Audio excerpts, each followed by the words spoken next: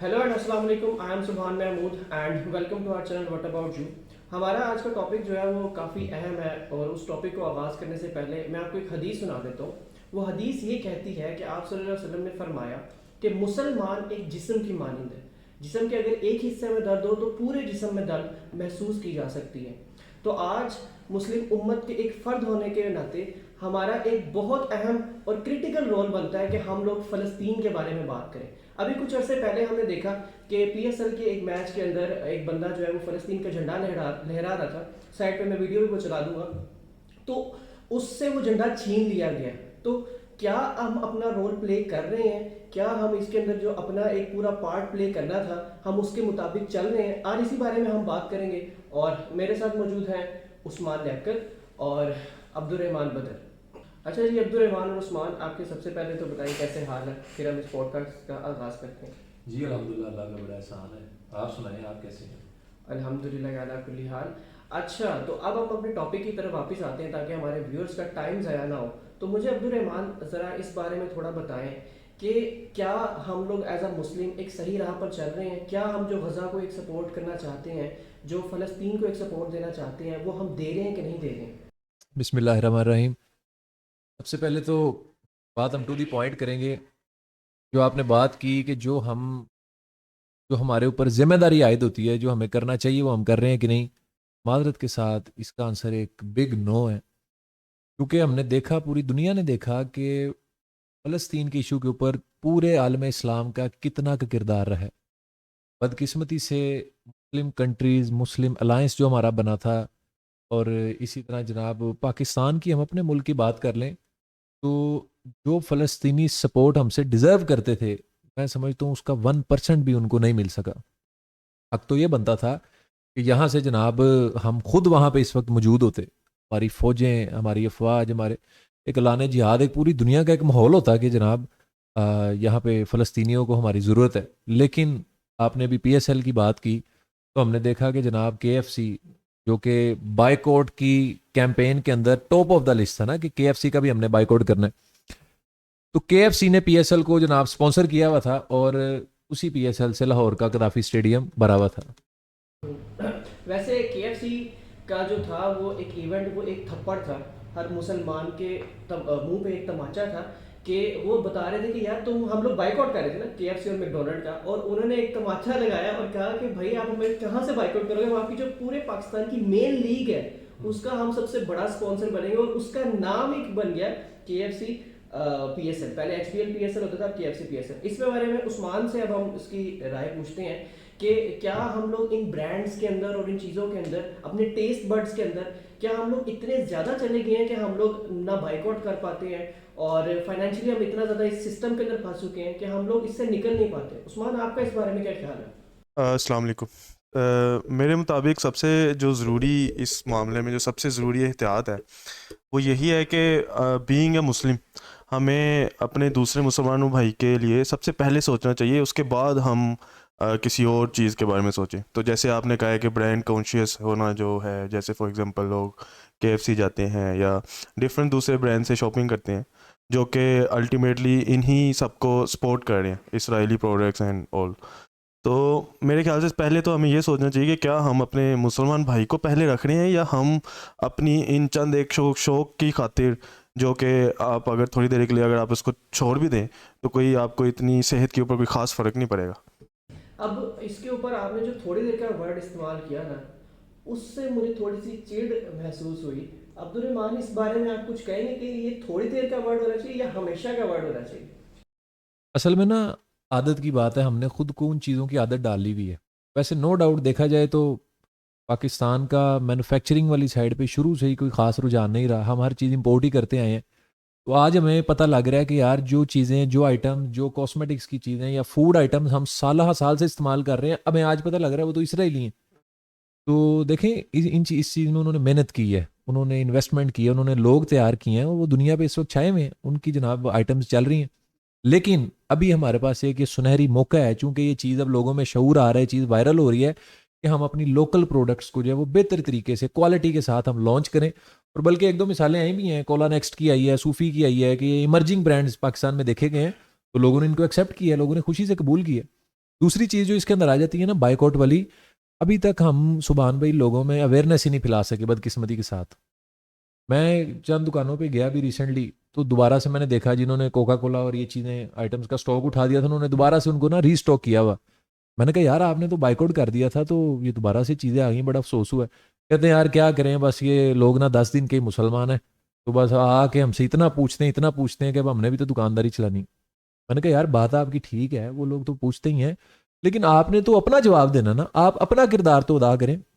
اصل میں سمجھتا ہوں بنیادی مسئلہ یہ ہے کہ ہم دیکھتے ہیں کہ بھائی کوئی کیا کر رہا ہے, ہم اس کو فالو کرنے لگ جاتے ہیں. کوئی شخص اپنے گریبان میں نہیں جھانک رہا جو میری ڈیوٹیز ہیں, میری ڈیوٹیز کیا ہیں. اگر ہر بندہ صرف یہ سوچ لے کہ یار میں نے بائیک آؤٹ کرنا ہے, تو میں سمجھتا ہوں نہ ہی مرچنٹ وہ چیز لے کے آئے گا, نہ ہی کسٹمر اس چیز کی ڈیمانڈ کرے گا, آٹومیٹکلی یہ بائیک آؤٹ سکسیزفل ہو جائے گا. اسی طرح ہمارے جو آپ نے بالکل بات کی کہ ہر جو چیز ہے وہ آپ سے ایز این انڈیویجول اسٹارٹ ہوتی ہے, اور یہی ہمارے چینل کا مقصد ہے وٹ اباؤٹ یو.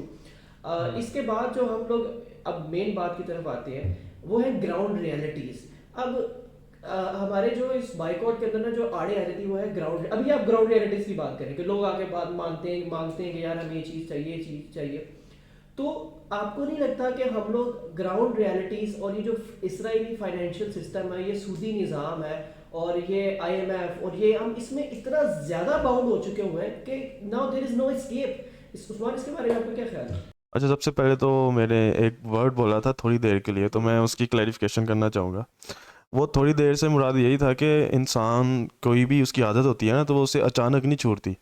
اور فار ایگزامپل آپ کوئی بھی آپ کی کسی بھی انسان کے اندر کسی بھی قسم کی کوئی بھی بری عادت ہے, تو آپ اس کو کہو گے نا اچانک سے یار یہ تم یہ کام کرنا چھوڑ دو, تو اس کے لیے پاسبل نہیں ہوگا کہ وہ اچانک سے چھوڑ دے. جیسے فار ایگزامپل کچھ لوگوں کو اس کی لت لگ جاتی ہے, تو اس وجہ سے میں نے تھوڑی دیر کا ورڈ بولا تھا. سیکنڈلی یہ کہ اگر ان فیوچر یہ سارے جو برانڈز والے ہیں یہ بجائے اس کے کہ ان کو سپورٹ کرنے کے ہمیں سپورٹ کرنے لگ جائیں, اور یہ ان کا جو آنر ہے وہ مسلمان ہو جائے ان فیوچر, تو ہم کیا تب بھی اس کا بائیک آؤٹ کریں؟ تو میرے خیال سے اسی وجہ سے میں نے تھوڑی دیر کا لفظ استعمال کیا تھا. اور سیکنڈ آپ نے بات کی کہ کیا ہمیں اس نظام سے نکلنے کے لیے کچھ نہیں کرنا چاہیے. نہیں, میرا سوال تھا کہ ہم کیا اس نظام سے نکل سکتے ہیں؟ از دیر اینی پاسبلٹی کہ ہم اس نظام سے نکل سکیں کہ جتنا ہم اس فائنینشیل سسٹم کے اندر پھنس چکے ہوئے ہیں؟ ہاں, تو اس کے لیے یہی ہے کہ سب سے پہلے تو یہ ہے کہ اس کا الٹرنیٹیو سسٹم کیا ہم نے کوئی سوچا بھی ہوا ہے کہ اس کے الٹرنیٹیو کے اگر فار ایگزامپل اس سسٹم سے ہم نکلیں گے تو کہاں جائیں گے؟ ہمارے پاس کیا کوئی ایک تیار شدہ نظام ہے بھی ہے؟ ویسے کہنے کو تو سب کہتے ہیں کہ اسلام نے ایک پورا نظام دیا ہوا ہے, لیکن کیا آپ کسی بھی اسلامی ملک کے اندر دیکھ رہے ہیں اس نظام کو فالو ہوتا ہوا؟ مطلب اس کی آپ کو جو بیسکس ہیں, جو جس کی بیس کے اوپر آپ نے اس نظام کو ڈیولپ کرنا ہے, آپ نے ماڈرن دنیا کے اوپر اس کو امپلیمنٹ کرنا ہے, کیا وہ ہمارے پاس اس کی بیسکس بھی موجود ہیں اس ٹائم؟ تو میرا خیال ہے ابھی تک اس کے اوپر انفارچونیٹلی کوئی اتنا خاص کام نہیں ہوا. آلدو چند ایک علماء ہیں, جیسے فار ایگزامپل مولانا تقی عثمانی صاحب ہیں, انہوں نے میزان بینک جو ہے اس کے اوپر کافی کام کرنے کی کوشش کی ہے اس فائنینشیل سسٹم کے اوپر. لیکن بات یہ ہے کہ ظاہر ہے اس کے اوپر بھی لوگوں کے اختلافات تو ہوں گے, لیکن بات یہ ہے کہ کچھ کوشش کر رہے ہیں, لیکن اس کوشش کو مزید بڑھانا چاہیے. ایسے نہیں کہ ایک ہمارے پاسٹ میں ایک پریزیڈنٹ گزرے تھے, تو وہ کہنا میں ان کا نام نہیں لے رہا, لیکن انہوں نے کہا جی علماء جو ہے نا وہ سود کی گنجائش پیدا کریں. تو جب ہمارا اپنا مائنڈ سیٹ یہ ہے کہ ہم اس سے نکلنے کے لیے ریڈی ہی نہیں ہے, تو ہم نکل کے جائیں گا؟ لیکن اصل میں اس میں علماء کا ایک اسٹرانگ کردار تھا جو انہوں نے نہیں نبھایا. جب یہ سودی نظام آ رہا تھا نیا, جیسے وہ پریزیڈنٹ نے کہا کہ علماء نکال دیں, تو علماء نے نکال بھی دی, علماء نے اس کے لیے گنجائش نکال دی, اور پورا سسٹم اس کے اوپر چل رہا ہے. تو آپ کو لگتا ہے عبد الرحمان کہ یہ جو مین مسئلہ سٹارٹ ہوا, یہ اس میں مین جو مسئلہ تھا وہ علماء کا تھا؟ میرے ذہن میں نا ایک بات آ گئی, ہمارے یو ای ٹی کے ہی ایکس پروفیسر رہے ہیں, 19 سال انہوں نے یو ای ٹی لاہور میں پڑھایا ہے, پروفیسر حافظ محمد سعید. پرسنالٹی تھوڑی سی ان کی گلوبلی کنٹروورشل کر دی گئی ہے, اسلامک ڈپارٹمنٹ کے ایچ او ڈی بھی رہے ہیں. ان کی ایک دفعہ ساتھ بیٹھنے کا اتفاق ہوا, تو ان سے میں نے یہ نا اکنامک سسٹم کے اوپر ایک بڑی لمبی ڈیبیٹ سنی تھی. نبی کریم صلی اللہ علیہ وسلم جب مکہ سے ہجرت کر کے مدینہ گئے تھے نا, تو وہاں پہ ایک نئی اسٹیٹ بلڈ کرنی تھی, ایک بنیاد رکھنی تھی مسلمان ریاست کی. تو یہودیوں نے وہاں پہ آفر کی ان کو سود کے اوپر قرضے دینے کی, کہ آپ نے ایک ریاست کو رن کرنا ہے تو آپ ہم سے قرضے لیں. یہودی اس دور میں بھی سود پر قرضے دیا کرتے تھے, لیکن نبی کریم صلی اللہ علیہ وسلم نے وہ قرضے لینے سے انکار کیا. حالانکہ اس وقت انتہائی اسٹرگلنگ فیز میں تھی اکانومی, لیکن پھر بھی سود پر قرضے انہوں نے نہیں لیے. حل انہوں نے کیا نکالا کہ ہر مہاجر کو انصار کا بھائی بنا دیا, جو دینے والے تھے ان کو لینے والے کا بھائی بنا دیا, اور وسائل اکٹھے کرنے کے بجائے وسائل بانٹ کر استعمال کرنا یہ سکھا دیا. جیسے عثمان نے بات کی, اب ہے 21 سینچری, ماڈرن ورلڈ پہ ہم نے کس طرح سے وہ چیزیں امپلیمنٹ کرنی ہیں. جیسے بھائی نے بات کی کہ اسلام, ہم سنتے ہیں کہ ہر چیز کا ایک سسٹم دیتا ہے ہمیں, اسی طرح اکانومی کا بھی ایک بڑا زبردست اسلام سسٹم دیتا ہے ہمیں, وہ ہے زکوٰۃ اور صدقات کا سسٹم. اسلام قطعاً اس چیز کی اجازت نہیں دیتا کہ ہم جناب اگر اسٹرگلنگ فیز میں تو ہم سود پر قرضے اٹھا لیں. قرآن کے اندر واضح طور پر اللہ تعالیٰ نے فرمایا کہ سود جو ہے وہ اللہ اور اس کے رسول صلی اللہ علیہ وسلم سے جنگ ہے. تو آپ دیکھیں کہ ہم نے کتنا بڑا رسک لیا ہوا ہے کہ اسلامک ریپبلک آف پاکستان کی پوری اکانومی جو ہے وہ انٹرسٹ بیسڈ ہے, وہ سود کے اوپر چل رہی ہے. ابھی پچھلا بجٹ جو جاری ہوا 14,000 ارب کا بجٹ, جس میں سے آپ نے 7,000 ارب کے اراؤنڈ صرف سود پے کرنا تھا, جس سے آپ کے قرضے میں 1 روپیہ بھی کمی نہیں آنی تھی, سود. تو یہ سود جو ہے اصل جو روٹ کوز ہے ہماری تباہی کا, وہ یہ سود ہے. آپ اس سے جان چھڑوائیں, اور اس کا الٹرنیٹ سسٹم موجود ہے. جیسے الٹرنیٹ سسٹم کی آپ نے بات کی, اس کا سسٹم موجود ہے, زکوٰۃ اور صدقات کا نظام ہے. اسلام کہتا ہے کہ اسٹیٹ کو آپ 2 حصوں میں کریں, کہنے سے مراد کے جو دینے والے ہیں اور جو لینے والے ہیں. جو مخیر حضرات ہیں جو دے سکتے ہیں, زکوٰۃ آپ سختی سے بھی اکٹھی کر سکتے ہیں, صدقات جو ہے وہ جو جس طرح دے, لینے والوں سے آپ لے کر تو دینے والوں سے آپ لے کر تو جو مستحق ہیں ان کے اندر آپ دیں. میں سمجھتا ہوں کہ یہی وہ ماڈل ہے جس سے پھر وہ دن آتا ہے کہ آپ زکوٰۃ لے کر نکلتے ہیں اور لینے والا آپ کو نہیں مل رہا ہوتا, جو حضرت عمر رضی اللہ عنہ کا دور تھا. پر یہ آپ یہ بھی تو دیکھیں کہ وہ نظام قائم کس لیڈرشپ کے انڈر کیا گیا, وہ نظام قائم آپ صلی اللہ علیہ وسلم کے انڈر کیا گیا, وہ نظام قائم حضرت عمر رضی اللہ تعالیٰ عنہ کے انڈر کیا گیا. یہ نظام قائم کرنے کے لیے بھی ویسے لیڈرز بھی چاہیے. اب کے لیڈرز اگر دیکھیں, ابھی آپ کو پتا ہے ہمارے گورنمنٹ کا پورا زکوٰۃ کا ایک سسٹم ہے, ایک پورا ادارہ ہے جو اس کو دیکھتا ہے, ہمارے پورا اس طرح سے اس کا ایک پورا سسٹم ہے جو اس کو دیکھتا ہے. تو لیکن لوگ اس کے اوپر اعتبار ہی نہیں کرتے, اور اسی لیے پھر لوگ اس کو زکوٰۃ نہیں دیتے, اور وہ سسٹم فیل ہو گیا. تو اس کے ایک گراؤنڈ ریئلٹی, ایک اور گراؤنڈ ریئلٹی کو ڈسکس کرتے ہیں ہم لوگ اس ٹائم, کہ ہمارا جو لیڈر ہے اس کے اوپر بلیف ہونا کتنا زیادہ ضروری ہے عوام کا, تاکہ پھر یہ سسٹم میرے خیال سے اپلائی ہو سکتا ہے. عثمان کا اس بارے میں کیا خیال ہے؟ وہ ذرا کافی ایک وولٹائل جماعت کے سپورٹر ہیں, ان سے میں لازمی پوچھنا چاہوں گا. اچھا, تو سب سے پہلے تو یہ پوائنٹ کہ ایک سسٹم موجود ہے, میرے مطابق سسٹم بے شک مطلب اس کی گائیڈ لائنز تو موجود ہیں کہ اس طرح سے آپ اس کو کر سکتے ہیں, لیکن باقاعدہ اتنے بڑے اسکیل کے اوپر اس کو امپلیمنٹ کرنے کے لیے بہت زیادہ ول پاور چاہیے, اور اس کے لیے ظاہر ہے کچھ ٹائم بھی ریکوائر ہے. ہم نے اس کے بارے میں, ہمارے 75 سال ہو گئے ہیں اس ملک کو بننے ہوئے, اور ہم نے آج تک اس کے لیے کچھ بھی نہیں کوشش کی کہ ہم چلو امپلیمنٹ اگر نہیں بھی کرنا تھا تو آپ اس کے پیرلل میں ہی کچھ بنا دیتے, لیکن اس کے پیرلل میں بھی ہمارے پاس کوئی اس طرح کا ابھی تک کسی نے کوشش بھی نہیں کی کہ ہم کچھ اس طرح کا بنا سکیں جس کو ہم پھر اتنے بڑے اسکیل کے اوپر امپلیمنٹ کریں اور پھر پورے ملک کا نظام اس کے اوپر کنورٹ کریں. تو سب سے پہلا تو یہ ایک میرا پوائنٹ تھا. سیکنڈ پوائنٹ یہ کہ جو آپ نے لیڈر کی بات کی, تو وہ الٹیمیٹلی پھر اس پوائنٹ کے اوپر بات آ جاتی ہے کہ لوگ جس کو سپورٹ کرتے ہوں اس کو ہم سیدھے اور صاف الفاظ میں اگر بات کریں تو جس کے پاس مینڈیٹ ہو. مسئلہ یہ ہے کہ ہمارے یہاں مینڈیٹ جو ہے وہ اس کی کوئی اتنی خاص اہمیت شروع سے ہی 75 سال ہو گئے ہیں, لیکن ہم نے کبھی بھی اس کو مینڈیٹ کو وہ اہمیت نہیں دی جو کہ اس کو اہمیت ملنی چاہیے.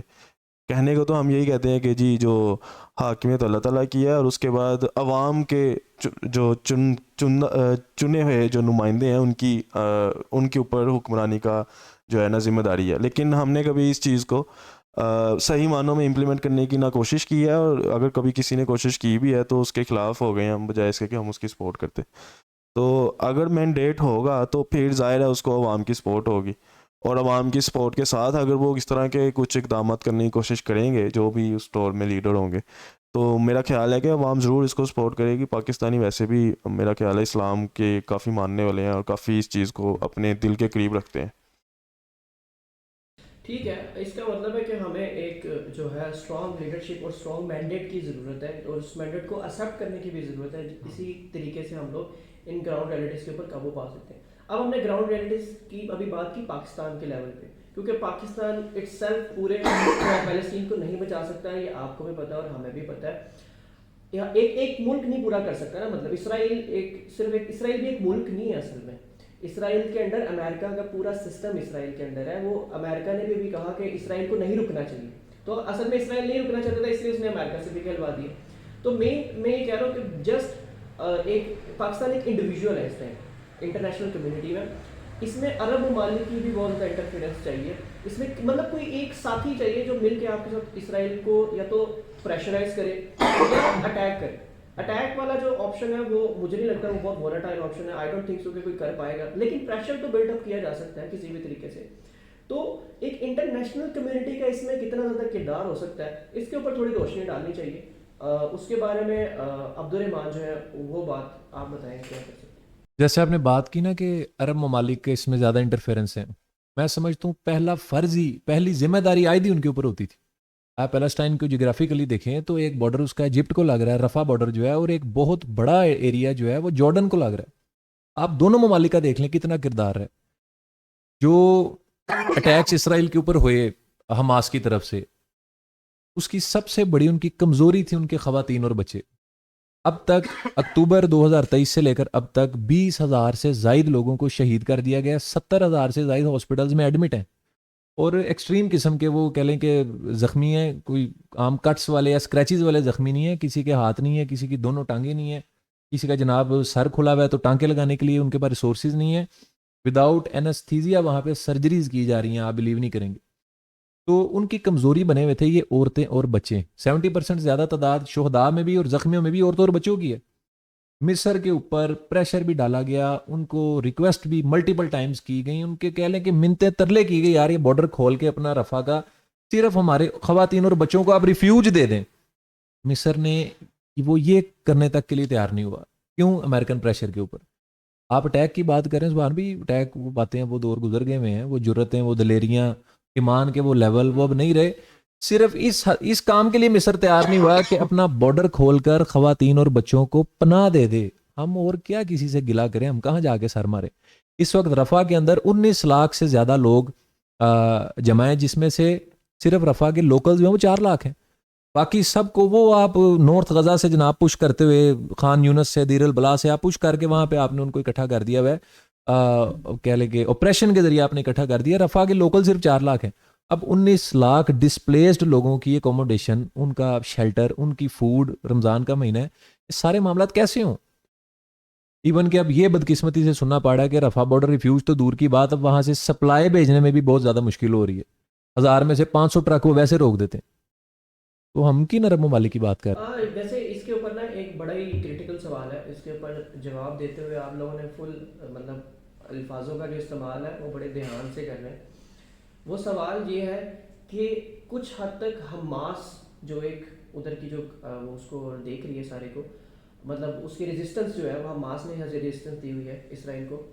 کچھ حد تک حماس بھی اس میں شامل ہے. اس میس جو کلنگ ہو رہی ہے اس میں حماس کا بھی کچھ کردار ہے. وہ اس طرح سے کہ ان سننے میں ہی آیا یا میرے خیال سے ایک اوپینین یہ پھیلایا جا رہا ہے کہ حماس نے اپنے سارے جو اڈے ہیں وہ ہاسپٹلز میں بنائے ہوئے ہیں. اپنی جو مین سرنگ ہے وہ سرنگوں میں مطلب وہ سارے ٹریول کرتے ہیں، وہ وہاں پر بنائی ہوئی ہیں جہاں پر عورتیں اور بچے زیادہ ہیں، تاکہ اسرائیل جو ہے وہ اس کے اوپر اٹیک نہ کر سکے. اس کے اوپر سونے پہ سہاگا اسرائیل نے اتنی کریڈیٹی دکھائی کہ اگر انہوں نے ایک غلط ڈیسیجن لیا ہوا ہے، ابھی نہیں مجھے پتا کہ وہ ٹھیک ہے، وہ آپ میں سے کوئی ایک جواب دے گا تو دیکھیں گے، لیکن اگر کسی نے ایک غلط ڈیسیجن لیا تو اسرائیل نے بھی نہیں بخشا. اسرائیل نے بھی کہا ٹھیک ہے ہم لوگ بچے بھی ماریں گے اور ساتھ حماس بھی ماریں گے. تو آپ کو کیا لگتا ہے، آپ کا کریٹیکل انالیسس کیا کہتا ہے کہ کیا حماس بھی اس لیے رسپانسیبل ہے اس بچوں کی اور عورتوں کی میس کلنگ میں؟ دیکھیں یہ ایک اوپینین ہی اس کو کہا جا سکتا ہے، اس میں کوئی ریئلٹی تو نہیں ہے.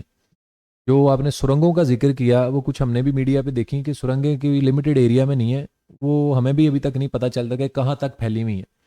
یہ جو اٹیک حماس نے کیا یہ کوئی 1-2 مہینے کی تیاری نہیں، یہ سالوں کی ان کی پریپریشن تھی، جس کے بعد ایک بڑا پری پلانڈ اٹیک کیا گیا جو اب تک وہ سسٹین کیے ہوئے ہیں. تو فرض کر لیں، ہم ایزیوم کر لیتے ہیں کہ ایسا ہی تھا، انہوں نے ہاسپٹلز میں اڈے بنائے ہوئے ہیں، بیس کیمپ ان کے ہاسپٹل میں، ایزیوم کر لیں.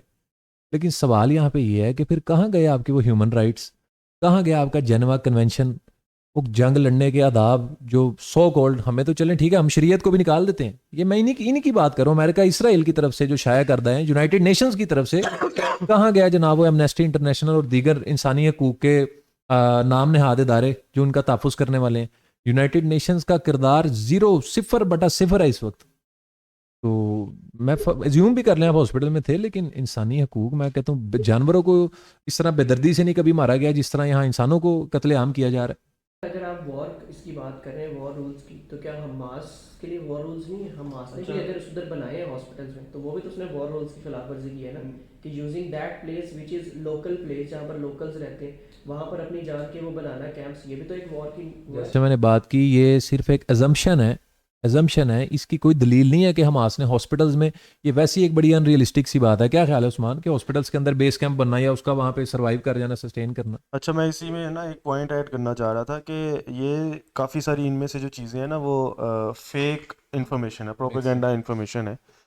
فار ایگزامپل میں آپ کو ایک ایگزامپل دوں گا کہ کچھ نا انہوں نے حماس نے جب انہوں نے اٹیک کیا تو انہوں نے کافی سارے لوگوں کو نا وہاں سے کہہ لیں کہ وہ کڈنیپ کر کے اپنے پاس رکھ لیا, کہ اپنے قیدی جو ہیں وہ فلسطینی جو قیدی جو بچے اور جو نوجوان اسرائیلی فورسز نے وہاں پہ کڈنیپ کر کے اپنے پاس رکھے ہوئے ہیں بڑے سالوں سے, ان کو چھڑوا سکیں ان کے ساتھ بارگین کر کے. تو جب انہوں نے کچھ لوگوں کو کڈنیپ کیا تو ان میں ظاہر ہے کچھ عورتیں بھی تھیں. تو جب انہوں نے ان عورتوں کو کچھ کو ریلیز کیا تو جی پہلے ان کی طرف سے نیوز یہ آئی اسرائیل والوں کی طرف سے کہ حماس والوں نے پتہ نہیں ان کے ساتھ ریپ کیا ہے یا انہوں نے عورتوں کو قتل کر دیا ہے یا انہوں نے زیادتی کی ہے, انہوں نے بچوں کو ماؤں کے سامنے قتل کر دیا. جبکہ بعد میں وہی جو لوگ جو حماس کی قید سے چھوٹ کے, جن کو حماس نے خود چھوڑ دیا تھا, اسرائیل نے نہیں چھڑوایا, انہوں نے خود چھوڑ دیا تھا. وہ خود جب وہ باہر آئے اور اسرائیل میں آئے, انہوں نے اسرائیل میں آ کے انٹرویو دیا تو انہوں نے بتایا کہ ایسا کچھ بھی نہیں ہوا ان کے ساتھ, بلکہ حماس نے ان کو بڑی عزت سے اور ان کو باقاعدہ پروٹیکشن دے کے رکھا ہوا تھا, ان کو کھانا وغیرہ بھی ساری چیزیں مل رہی تھیں. تو اسی طرح سے انہوں نے بہت ساری, یہ باقاعدہ نیوز میں آئی بات ہے, یہ بھی کوئی ایسی بات نہیں ہے کہ انٹرنیشنل نیوز میں. اسی طرح سے یہ جو ہاسپٹلز والی بات کرتے ہیں, ابھی تک کوئی بھی ایسا ثبوت نہیں آیا کہ واقعی ہاسپٹل کے اندر یا ہاسپٹل نیچے انڈر گراؤنڈ کوئی اڈا تھا حماس کا. تو ابھی تک یہ جسٹ متھ ہے, یا ان کی کہہ لیں کہ جی ان کی انٹیلیجنس کی رپورٹس ہیں کہ جی ادھر ہوگا تو وہ آ کے ادھر اٹیک کرتے ہیں. اچھا اگر میں کہتا ہوں لیٹ سے ادھر ہے بھی ہے, تو پھر وہ جو ایڈ کے جو ٹرکس آتے ہیں جس کے اندر آٹا یا کھانے پینے کا دوسرا سامان ہوتا ہے, تو جب لوگ جو بیچارے غریب وہاں پہ جو در بدر ہوئے ہوئے ہیں وہ جا کے جب اس ٹرک سے اس مدد کا سامان جو لینے کی کوشش کرتے ہیں, ان کے اوپر اٹیک کرنے کی کیا لاجک ہے؟ تو بات ساری یہ ہے کہ وہ وہاں پہ ایک باقاعدہ جینوسائڈ کر رہے ہیں, ٹارگٹ کر کے ان کی کلنگ کر رہے ہیں کہ زیادہ سے زیادہ وہ بچوں کو اور عورتوں کو اور معصوم فلسطینیوں کو قتل کر رہے ہیں. اگر ان کی واقعی میں لڑائی ہے بھی ہے تو ان کی ان حماس کی ان جنگجوؤں کے ساتھ لڑائی ہے, ان کی ان عورتوں یا ان بچوں کے ساتھ لڑائی نہیں ہے. تو یہ ایک سب سے امپورٹنٹ پوائنٹ ہے کہ وہ کیا اس چیز کا خیال کیوں نہیں کر رہے کہ یار ہم عورتوں کو کیوں ماریں. ہاں ویسے نسل کشی کی مطلب بات کر رہے ہیں کہ ان کی نسل ختم کی جا رہی ہے, کہ کسی طرح اب جیسے بچے ایک تو ختم کر دیں اور عورتیں ختم کر دیں, تو ایک وہ جو برتھ دیتی ہیں اور ایک جو برتھ ہوئے ہیں ان دونوں کو بھی ختم کر دیں تو آپ کی نسل ختم ہو جاتی ہے. ٹھیک ہے, یہ آپ کی بات کافی حد تک جو ہے میں اس سے بالکل مطمئن ہوں آپ کی بات سے. اس کے بعد ایک اور نسل کشی سے میرے ذہن میں ایک اور سوال ہے, اس کے بعد ہم اس آخری سوال کریں گے اور اختتام کی طرف جائیں گے. سوال یہ ہے کہ اگر آپ نسل کشی کی بات کر رہے ہیں تو کتنی دفعہ یہودیوں کی نسل کشی کی بھی تو کوشش کی گئی, جو ہٹلر نے کیا. ہٹلر نے تو ایک پورا سسٹم بنایا ہوا تھا کہ ایک شیلٹر تھا, وہاں پر سب کو لاتے تھے, ان کے کپڑے اترواتے تھے, ان کے کپڑے اتروا کے الگ رکھتے تھے تاکہ وہ بھی ضائع نہ ہو. پھر اس کو وہاں پر کوئی گیس چھوڑتے تھے جس سے ان کی ہڈیاں گل جاتی تھیں اور وہ مر جاتے تھے. تو مجھے لگتا ہے کہ یہودیوں میں بھی ایک نا نفرت ہے ایک پوری دنیا کے لیے, اور یہودی اس کے بعد ہی قابض آئے. پہلے اس ٹائم بھی قابض تھے, ہٹلر نے ختم کیا, پھر یہودی اس کے بعد اور ڈبل پاور کے ساتھ قابض آئے. تو یہودیوں کو نا ایک سپیریئرٹی کمپلیکس ہے, جیسے کہ ایک گریکس کو ہوتا تھا فلاسفرس کو نا کہ ہم بڑے سپیریئر ہیں, اسی طریقے سے انہیں بھی ایک سپیریئرٹی کمپلیکس ہے. اور یہ نا اب پوری دنیا کو ایک دبانے کے اس میں ہے کہ بس کسی طرح نا ہم ہی ہیں بس سپیریئر. تو آپ کو نہیں لگتا کہ یہودی بھی کسی ایک پوائنٹ پر جا کر ان کی یہ جو ایک ایگریشن ہے یہ کسی طور پہ تھوڑی سی 1% یا 0.5% جائز ہے. کیا آپ کو ایسا لگتا ہے؟ میرا اس میں نیگیٹو میں ہی جواب ہے، لیکن میں پھر بھی ایک سوال پوچھنا چاہتا ہوں کیونکہ لوگوں کے مائنڈ میں یہ سوال آتا ہے اور یہ ڈسکس کرنا بہت ضروری ہے. عبدالرحمان. دیکھیں ہم بات کریں گے اپنی اور اپنے دین کی. ہٹلر کے لیے ہم تو جواب دہ نہیں ہیں، وہ ان کا معاملہ تھا. بنو قریظہ کا جب حملہ ہوا اللہ تعالیٰ کے حکم سے بنو قریظہ کے قبیلے پر، تو یہودیوں کا بہت بڑا قتل عام تاریخ میں جو دیکھا جاتا ہے وہ ہوا. اور اسی طرح خیبر کا جب فتح ہوا حضرت علی رضی اللہ تعالیٰ عنہ ایک وہ بہت بڑی مثال ہے. پھر جب بیت المقدس آزاد کروایا صلاح الدین ایوبی نے، تو کہا جاتا ہے کہ گھوڑوں کے جو ٹانگیں تھیں، گھوڑوں کے جو پائے تھے وہ خون میں ڈوبے ہوئے تھے. یہ 3 موٹی موٹی میں نے آپ سے مثالوں کی بات کی ہے. میں کہتا ہوں اگر ہم انہی کی بات کر لینا، دیکھیں جنگ تو نام ہی پھر قتل و غارت کا نا. جب جنگ ہونی ہے تو پھر آپ کے بھی جناب گرنے ان کے بھی گرنے. سوال یہاں پہ یہ ہے، وہی جو جنیوا کنونشن کا میں نے نام لیا، کہ آپ نے جنگ لڑی کن اصولوں کے اوپر ہے. جب بھی کسی مسلمان نے حملہ کیا پوری تاریخ کے اندر یہودی قبیلے کے اوپر یا کسی اپنی جگہ کو آزاد کروانے کے لیے، زمین کو آزاد کروانے کے لیے، آپ یہ دیکھیں کتنی عورتوں کا قتل ہوا، آیا ہوا کہ نہیں ہوا، کتنی انسانیت کی بے حرمتی کی گئی، کتنے بچوں کا قتل ہوا، یا کسی بوڑھے کو جناب وہاں اس میں قتل کیا گیا ہو. بلکہ اسلام تو اس چیز کے آداب سکھاتا ہے کہ جناب اگر کوئی دروازہ بند کر لے تو اس کو قتل نہیں کرنا، اگر کوئی تلوار پھینک دے اس کو قتل نہیں کرنا. خواتین اور بچوں کو ویسے ایک ایکسیپشن ڈال دی گئی، بوڑھوں کی ویسے ایکسیپشن ڈال دی گئی. تو ہمارا اسلام، ہمارا دین تو اس جنگ کے بھی آداب سکھاتا ہے. ہٹلر کی جو آپ نے مثال دی، ان کے دین کے ہم تو نہیں جواب دے، وہ تو عیسائیوں یہودیوں کا. اچھا اب یہاں ایک یہ بھی پوائنٹ ہے کہ ہولوکاسٹ کی آپ نے مثال دی نا، عیسائی اور یہودی جس حد تک آپس میں جانی دشمن تھے، مسلمانوں کے خلاف وہ بھی متحد ہو گئے اپنے اختلافات بلا کر. لیکن مسلمانوں کے لیے ابھی بھی یہ سوالیہ نشان ہے کہ ہماری امت آج ایک امت کیوں نہیں بن سکی، ہم کیوں نہیں متحد ہو سکے اس ظلم و ستم کے خلاف. چلیں اب اس کو اختتام کی طرف لے کے جاتے ہیں. لاسٹ سوال وہ دونوں سے میں آپ سے باری باری پوچھوں اور اینڈ میں بھی اس کا جواب دوں گا کہ what is the way out. مسئلہ بہت کمپلیکس ہے، ہم نے گراؤنڈ ریئلٹیز ڈسکس کر لی، ہم نے ڈسکس کر لیا کہ حماس کی کتنی غلطی، اسرائیل کی کتنی غلطی، بٹ ٹھیک ہے ہو گیا. اب کیا، اب آگے کیا کریں؟ اچھا، اس میں سب سے پہلا پوائنٹ یہ ہے کہ جو آپ کی پچھلا کویسچن تھا، میں اس کے اوپر بس ایک پوائنٹ ایڈ کر کے پھر آخری کویسچن کا جواب دیتا ہوں. پچھلے کویسچن میں نا ایک بات آپ نے جو ہٹلر کے حوالے سے اور جو ہولو کاسٹ کا جو ثانیہ ہوا تھا اس کے حوالے سے بات کی تھی، تو میرے مطابق وہ بھی ایک ظلم عظیم تھا. لیکن انفارچونیٹلی جن لوگوں کے اوپر ظلم ہوا تھا، جو وکٹمز تھے اس کے، آج وہی وہ ظلم کرنے والے ہیں. آج حالانکہ جس کے اوپر ظلم ہوا ہو اس کو اس ظلم کی سب سے زیادہ اہمیت کا ہی پتہ ہے کہ یار یہ کتنا ظلم ہوا تھا اور ہم لوگوں نے اس کے اندر کتنی قربانیاں دی تھیں. وہ اس چیز کے سب سے بہترین جج ہو سکتے ہیں. لیکن انفارچونیٹلی وہی لوگ اس ٹائم انہوں نے ہی آ کے اسرائیل میں اپنی حکومت قائم کی تھی، وہی لوگ اس ٹائم اس ظلم کے کرنے والے ہیں. تو یہ سب سے بڑی انفارچونیٹ سچویشن ہے. لیکن خیر کافی سارے جیوز، یہود جو ہیں وہ ابھی بھی ایسے ہیں جو کہ اس کے اگینسٹ بھی ہیں. ایک ایگزامپل دینا چاہوں گا، کافی اسکالر ہیں کافی بڑے، ان کا نام ہے ڈاکٹر نارمل فنکلسٹائن. اگر آپ ان کو گوگل پہ سرچ کریں گے یا یوٹیوب پہ تو آپ کو ان کی کچھ اسپیچز بھی ملیں گی اس حوالے سے. تو وہ یہی پوائنٹ اٹھاتے ہیں جو ابھی میں نے بات کی ہے. تو یہ نہیں کہ یہ میں اٹھا رہا ہوں، یہ مطلب جیوز کے اندر یہی پوائنٹ اٹھایا جاتا ہے. اور ان پروفیسر کے اپنے پیرنٹس جو تھے اس ہولوکاسٹ کے وکٹم تھے. سیکنڈ جو لاسٹ پوائنٹ ہے وے آؤٹ کیا ہے، تو وے آؤٹ تو سب سے پہلے تو یہی ہے کہ یونائٹڈ نیشنز کے بغیر اس کے اندر باقاعدہ انٹری کیے بغیر اس کا شاید مسئلے کا حل نہ نکلے. اس کے لیے ابھی ریسنٹلی کسی میرا خیال ہے ملیشیا نے یا انڈونیشیا نے، مجھے ایگزیکٹلی یاد نہیں ہے کون سا ملک تھا، انہوں نے ابھی ریسنٹلی اس کے بارے میں ایک بات کی ہے کہ یہ جو ویٹو کا حق ہے یہ ایٹ لیسٹ جنگ کے یا اس طرح کے جو جینوسائڈ یا اس سے ریلیٹڈ جو مسئلے مسائل ہیں ان کے اندر ویٹو کا حق نہیں ہونا چاہیے. کچھ کنٹریز ہے جو 5 کنٹریز کے پاس ہیں جو ورلڈ وار 2 کے ونرز تھے، یہ ویٹو کا حق نہیں ہونا چاہیے. اگر ان کے پاس یہ ویٹو کا حق اگر یہ ختم کر دیا جائے ایٹ لیسٹ ان مسئلہ مسائل کے اوپر، تو یونائٹڈ نیشن یونینیمسلی کسی نہ کسی ایک مسئلے کے سلوشن کی طرف جا سکتا ہے. سیکنڈلی ہم کیونکہ یہ تو بہت بڑے لیول کی بات ہوگی، ہم بیسک لیول کے اوپر اگر بات کریں تو بینگ پاکستانی سب سے پہلا ہمارا جو کام ہونا چاہیے وہ یہ ہونا چاہیے کہ ہم سب سے پہلے اور کچھ نہیں تو ان پروڈکٹس کا بائیکاٹ کریں تاکہ یہ جو پروڈکٹس کے جو آنرز ہیں یہ انفلوئنشل پیپلز ہیں، یہ لوگ اس کے اوپر کام کریں گے الٹیمیٹلی، کیونکہ ان کو تو ظاہر ہے اپنا پروڈکٹ تو بند نہیں کروانا۔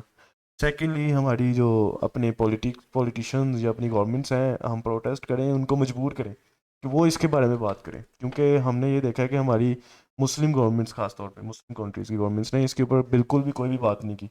ان کو مجبور کریں۔ اور تھرڈ یہ ہے کہ ہم سوشل میڈیا کے اوپر اس کمپین کو زیادہ سے زیادہ کوشش کریں، کیونکہ سوشل میڈیا جو ہے وہ جسٹ ہماری کنٹری میں پوری دنیا میں استعمال ہو رہا ہے، تو ہمارا جو کانٹینٹ ہے وہ پوری دنیا تک جا رہا ہے، تو جتنی زیادہ ہم اس کی آگاہی کریں گے اتنا ہی ایزیلی ہم اس کو سولو کرنے کی طرف جا سکتے ہیں۔ وے آؤٹ کی آپ نے بات کی، میں سمجھتا ہوں اسٹیٹ لیول پہ جو ذمہ داریاں آتی ہیں، ریاستی سطح پہ پاکستان کو اس میں ایک بڑا واضح کردار ادا کرنا چاہیے اس وقت کہ اسلامی ممالک کو اکٹھا کیا جائے۔ OIC ہمارے پاس ایک بڑا زبردست پلیٹ فارم ہے، اس کو متحرک کیا جائے اور ذاتی مفادات سے نکل کر امت کے مفاد میں سوچا جائے۔ میں سمجھتا ہوں مسلم ممالک جب اکٹھے ہوں گے اور متحد ہو جائیں گے دلیری کے ساتھ، تو ہم ایک بڑا زبردست امپیکٹ اس مسئلے کے اوپر ڈال سکتے ہیں۔ دوسری چیز، عوام کے اوپر کیا ذمہ داری عائد ہوتی ہیں؟ عثمان نے بات کی بائیکاٹ کی، یہ ایک بہت بڑا، یقیناً یہ ہماری تو ہماری بے بسی، یار اب یہ حالات آ گئے ہیں کہ مسلمان جس کی تاریخ جناب جنگوں سے بھری ہوئی ہے، آج وہ اس کی ریٹیلیشن کیا ہے کہ جناب بس بائیکاٹ، پروڈکٹس کا بائیکاٹ۔ تو یہ ہمارے لیے ایک طرح سے شرم کی بات بھی ہے، لیکن اس بے بسی کے اندر اس کا بھی ایک امپیکٹ ہے کہ ملینز آف ڈالرز کی نہیں، بلینز آف ڈالرز کی جناب ٹریڈ پہ فرق پڑتا ہے، اور یہ پین ان کو فیل ہوتی ہے، ان کے ریسورسز ڈیمیج ہوتے ہیں اس سے، نو ڈاؤٹ۔ تو بائیکاٹ یہ ہمیں، میرا بلکہ اس چینل کے توسط سے لوگوں سے، آڈینس سے اپیل ہے کہ اس بائیکاٹ کو آپ پلیز سیریس لیں، یہ بائیکاٹ کو معمولی نہ سمجھیں کہ یار ایک ہماری ہاف لیٹر کو خریدنے سے یا میک ڈونلڈ پہ ایک میل کھانے سے ہمارے کرنے سے کیا ہو جائے گا۔ قطرے قطرے سے دریا بنتا ہے، جب یہ کلیکٹیولی آپ دیکھیں تو یہ بلینز آف ڈالرز کا فرق پڑتا ہے۔ دوسری چیز ہے اس وقت وہاں پہ ڈونیشنز، چیریٹی، کئی NGOز اس کے اوپر کام کر رہی ہیں، ہمیں چاہیے کہ ہم اس کو سرچ آؤٹ کریں، اپنی ریسرچ کریں پراپر طور پر، کون ایسے لوگ ہیں جو ہماری چیریٹی جو ہے، ہماری ڈونیشنز جو ہے وہاں تک پہنچا سکتے ہیں، کیونکہ اس وقت بھوک سے نڈھال ہیں بچے وہاں پہ۔ آپ نے کئی مثالیں دیکھی ہوں گی کہ انسانیت کے لیے میں کہتا ہوں یہ شرمناک چیز ہے کہ بچے بھوک سے مر رہے ہیں یار، بم تو بڑی دور کی بات۔ کل میں نے ایک پوسٹ دیکھی کہ بچہ جناب بھوک سے شہید ہوا ہے، تو کیپشن لکھا ہوا تھا جو بچہ بم سے بچ گیا اسے بھوک نے مار ڈالا۔ تو یہ پوری انسانیت کے لیے، صرف امت مسلمہ کے لیے نہیں، بڑی شرم کی بات ہے کہ کوئی انسان بھوک سے اس 21 سینچری کے اندر بھوک سے وہ مر رہا ہے۔ تو میں سمجھتا ہوں ہمیں ریچ آؤٹ کرنا چاہیے ان NGOز کو جو اس کے لیے کام کر رہی ہیں۔ آپ بھی تو کچھ اس بات سے ہے، مجھے بتا رہے تھے، مجھے ذرا ذکر کریں۔ جی الحمدللہ، ہمارا میڈیکل ونگ ہے مسلم میڈیکل مشن کے نام سے، مسلم میڈیکل مشن پاکستان۔ ڈاکٹر ناصر حمدانی اس کو چیئر کر رہے ہیں، چیئر پرسن وہ ہیں اس کے، کنگ ایڈورڈ میں ایسوسیٹ پروفیسر ہیں وہ۔ تو ٹرکی میں بھی جب لاسٹ ایئر ڈیزاسٹر ہوا، بہت بڑا ارتھ کی وجہ سے ڈیزاسٹر تھا، تب بھی ہماری ٹیمز جو تھیں والنٹیرلی انہوں نے وہاں پارٹیسپیٹ کیا اور بہت بڑا ریلیف آپریشن کیا۔ اسی طرح 2022 کے فلڈز میں، 23 کے فلڈز میں آپ نے دیکھا الحمدللہ، میں بلکہ خود اللہ کی توفیق سے اس آپریشن میں شامل تھا، آپ لوگوں نے بھی بلکہ بڑا اس کے اندر کیا کنٹریبیوٹ۔ تو ہماری ٹیمز آن گراؤنڈ جیسے وہاں موجود تھیں، ابھی اس ٹائم غزہ کے اندر الحمدللہ موجود ہیں، اور اکتوبر سے لے کر اب تک جو ہم نے وہاں پہ ریلیف آپریشنز کیے، سب سے پہلا کام تھا ان کو شیلٹر پرووائڈ کرنے کا، اور ساتھ ہی ساتھ اب ان کی فوڈ کی جتنی ہے، خاص کر رمضان کے اندر سحر و افطار کا بندوبست، میں کچھ اپڈیٹس شیئر بھی کرتا رہتا ہوں۔ وہاں پہ ہماری ٹیمز اپنے ہاتھوں سے ریفیوجی ٹینٹس بلڈ کر رہی ہیں رفح کے اندر، کیونکہ میں نے پہلے بات کی مصر نے جب بارڈر نہیں کھولا اور وہ جو پیچھے سے پوری ایک آبادی آئی تھی پش لے کے، وہ رفح کے اندر بلاک ہو گئی ہے، تو 19 لاکھ لوگوں کو وہاں پہ پلیس کرنا، ڈسپلیسڈ لوگوں کو، ایک بہت بڑا چیلنج ہے۔ ہم چند ہزار کو بھی کر سکیں، اور اس کے لیے میں سمجھتا ہوں بھی بہت زیادہ ہمیں اور ضرورت ہے۔ تو ان کے لیے شیلٹر ٹینٹس، ان کی فوڈ کا موسٹ امپورٹنٹلی ان کے کھانے پینے کا وہاں پہ بندوبست، وہاں پہ ہمارا کوکڈ فوڈ بھی ڈسٹریبیوٹ ہو رہا ہے، اور خشک راشن جو ہے وہ بھی ہم ڈسٹریبیوٹ کر رہے ہیں۔ اور تھرڈ موسٹ امپورٹنٹ چیز، میڈیکل سپلائز، ہمارے وہاں پہ ڈاکٹرز کی ٹیم موجود ہے، کچھ جو لوکلز ڈسپلیسڈ ڈاکٹرز تھے ان کو ہم نے وہاں پہ ہائر کیا پے رول پہ، وہاں پہ میڈیکل کیمپس ہمارے ڈیلی بیسس پہ الحمدللہ لگ رہے ہیں، جہاں پہ میں نے آپ کو بتایا اینستھیزیا، وداؤٹ اینستھیزیا سرجریز کی جا رہی تھیں۔ ابھی الحمدللہ کچھ نہ کچھ سچویشن پہ ہمارا کنٹرول آیا ہے، اور وہاں پہ بچوں کی سرجریز، اسی طرح زخمیوں کا علاج معالجہ۔ تو یہ 3 میجر چیزیں ہیں جو ہم کر رہے ہیں، شیلٹر، فوڈ اینڈ میڈیکل۔ اچھا، کلوزنگ ریمارکس کرنے سے پہلے ویری گڈ، آپ لوگوں کی آرگنائزیشن کو میں ویسے بھی بڑے کلوزلی دیکھتا رہتا ہوں، اور اوبویسلی ہمارا کچھ پرسنل بھی تعاون اس میں رہتا ہے، یہ ہمارے دوستوں کا، اور ہمارے یو ٹی کے بہت سارے دوست ہیں جو ہم مل کے ان کے لیے ساتھ ساتھ ان کے کام کرتے رہتے ہیں، اور مطلب بہت اچھا کام ہے. اب میں نے دیکھا ہے کہ آپ لوگ، آپ کو میں نے ایک دفعہ ایک ویڈیو میں دیکھا تھا کہ آپ وہ میرے خیال سے تب فلڈ آیا ہوا تھا اور آپ فلڈ کے اندر جو ہے وہ لوگوں کو خشک کھانا دینے جا رہے تھے. تو ایک بڑا اچھا کام ہے، اور اوبویسلی اس ٹائم غزہ میں فل سپورٹ کی ضرورت ہے. غزہ کے لوگوں کو سب سے زیادہ اس فلڈ سے زیادہ مجھے لگتا ہے کہ یہ اہم ہے اس ٹائم ایشو، سب سے زیادہ اہم، کسی بھی چیز پہ ڈونیٹ کرنے سے زیادہ اہم یہ ایشو ہے. اور بڑی خوشی کی بات ہے کہ پاکستان کے جو نوجوان ہیں اور پاکستان کے جو لوگ ہیں وہ یہ لوگ مطلب بائک آؤٹ سے آگے نکل کے یہ کام کر رہے ہیں. تو میں ویسے تو ہم یوزلی اسپانسر ویڈیوز نہیں کرتے، لیکن آئی تھنک سو کہ اس ویڈیو کی یہ بہت بڑی نیڈ ہے کہ ہم اس کا اسپانسر ایڈ کریں. ایون تو کہ ہماری اس سے پہلے کوئی اس پہ ڈسکشن نہیں ہوئی، لیکن پھر بھی ابھی ڈیلیبریٹلی مجھے لگتا ہے کہ ہمیں اس کو ایڈ کرنا چاہیے. اور اگر آپ کو بھی کچھ ڈونیشنس کرنا چاہیں تو آپ لازمی عبدالرحمان، میں نیچے ایڈ کر دوں گا آپ کو، تو آپ ادھر جو ہے نا وہ کانٹیکٹ کر سکتے ہیں. باقی میں اپنے پوائنٹ کی طرف واپس آتا ہوں کہ واٹس دا وے آؤٹ. عثمان نے ایک وے آؤٹ بتایا کہ یونائٹڈ نیشن جو ہے وہ انانیمسلی یہ سارا کچھ کرے. میں خیر اس کو نگیٹ کروں گا، آپ کا اپنا اوپینین ہے، سوری فار دیٹ، بٹ اس کا کاؤنٹر آرگومنٹ یہ ہے کہ اگر یونائٹڈ نیشن نے کوئی مسئلہ حل کرنا ہوتا تو وہ کشمیر کا مسئلہ حل کر چکے ہوتے اب تک. ان کے پاس تو اتنی بھی نہیں ہے کہ یار وہ پاکستان انڈیا کا مسئلہ حل کر چکے ہیں. وہ تو اسرائیل ہے بھائی، وہ باپ ہے سب کا اس ٹائم، وہ باس ہے، اس کا کیسے حل کریں گے مسئلہ. اور دوسرا، اسرائیل یونائٹڈ نیشن کی کسی بھی بات کو نہیں مانتا. میں ایک انٹرویو دیکھ رہا تھا، اس میں انہوں نے کہا تھا کہ اگر یونائٹڈ نیشن آپ کو کہہ دے تو آپ کیا کریں گے. انہوں نے کہا ہم یونائٹڈ نیشن کے ممبر ہی ہم نہیں کرتے. وہ نیوکلیر پالیسی کے ممبر نہیں. اس نے کہا آپ نے نیوکلیر ایسٹ بتائیں، انہوں نے اپنے نیوکلیر ایسٹ نہیں بتایا. اس نے کہا کہ ہم تو نیوکلیر پالیسی کے کسی کے ممبر ہی نہیں، تو ہم آپ کو اپنی نیوکلیر ایسٹ کیوں بتائیں کتنے ہیں. تو یہ کہ مجھے نہیں لگتا کہ اسرائیل کسی کی بھی بات مانے گا اور کسی کو بھی فالو کرے گا. اس میں صرف ایک چیز ہے اور وہ ہے انڈیویجول مسلم امت کی جو وہ حدیث سے جو میں نے سٹارٹ کیا تھا کہ وہ درد کو محسوس کریں، جو اس وقت وہ جو لوگ ادھر سفر کر رہے ہیں اس درد کو محسوس کریں اور پھر اسی کے مطابق چلیں. اگر میں اس درد کو محسوس کر رہا ہوں گا تو میں پروڈکٹ کا بائک آؤٹ بھی کروں گا. اگر میں اس درد کو محسوس کر رہا ہوں گا تو میں اپنی روٹی میں سے آدھی روٹی توڑ کر انہیں دوں گا. ٹھیک ہے، جب ایک ماں کو اپنے بیٹے کی بھوک محسوس ہوتی ہے نا تو وہ اپنی روٹی نہیں کھاتی، وہ اپنی روٹی دوسرے کو دے دیتی ہے. تو ہمیں وہ درد محسوس کرنے کی صرف ضرورت ہے. وہ درد جس دن آپ کو محسوس ہونے لگ گیا اس جسم کے، اس مسلم امت کے جو جسم کے آپ جس بھی پارٹ میں ہیں، اگر آپ کو وہاں وہ محسوس ہو گیا تو سمجھ لیں کہ اب جو ہے نا پھر ہم لوگ جیت کی طرف جانا شروع ہو جائیں گے. اور فلسطین کیا، ہر مسلم جو ریاست ہے وہ آزاد ہونا شروع ہو جائے گی. اس وقت کوئی بھی آزاد نہیں ہے، لیکن پھر آزادی کا جو سفر ہے وہ ہمارا شروع ہوگا. تو آج کو ہم اسی بات پہ اس کو کلوز کرتے ہیں. آج کے لیے اتنا ہی، انشاءاللہ ملتے ہیں نیکسٹ پوڈ کاسٹ میں. تب تک کے لیے اللہ حافظ.